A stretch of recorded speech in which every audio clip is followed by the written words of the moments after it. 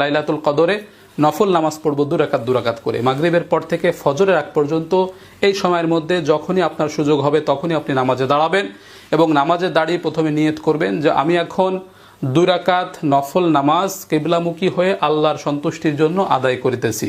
এতটুকু কথা অন্তরে সংকল্প থাকলে নিয়ত হিসেবে যথেষ্ট হবে, আর কোনো অতিরিক্ত শব্দ যোগ করতে হবে না। এইভাবে নিয়ত করে আল্লাহু আকবার বলে দাঁড়িয়ে যাবেন, সানা পড়বেন সুবহানাকাল্লাহুম্মা অথবা আল্লাহুম্মা বাঈদ বাইনি।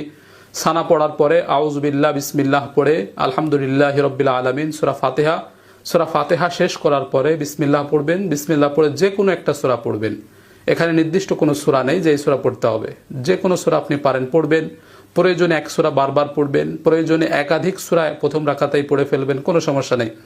এভাবে সূরা পড়ার পরে আল্লাহু আকবার বলে রুকুতে চলে যাব, সামি আল্লাহু লিমান হামিদা বলে রুকু থেকে উঠব, স্বাভাবিক নিয়মে আবার সেজদা করব, আল্লাহু আকবার বলে 2 সেজদা করব, আল্লাহু আকবার বলে দাঁড়িয়ে গিয়ে দ্বিতীয় রাকাত শুরু করব।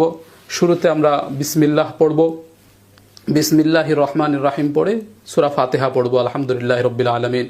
সূরা ফাতিহা শেষ করার পরে আবার বিসমিল্লাহ পড়ে যে কোনো একটা সূরা পড়ব, একাধিক সূরাও পড়তে পারি বা এক সূরা বারবারও পড়তে পারি। এভাবে সূরা পড়ে আবার আমরা আল্লাহু আকবার বলে রুকুতে চলে যাব, এরপরে সেজদা করব, 2 সেজদা করে বৈঠকে বসে যাব, তাশাহুদ পড়ব আত্তাহিয়াতু লিল্লাহি, এরপরে দুরূদ শরীফ পড়ব, এরপরে দোয়া মাসুরা পড়ব, এরপরে সালাম ফিরাবো, আসসালামু আলাইকুম ওয়া রাহমাতুল্লাহ, আসসালামু আলাইকুম ওয়া রাহমাতুল্লাহ।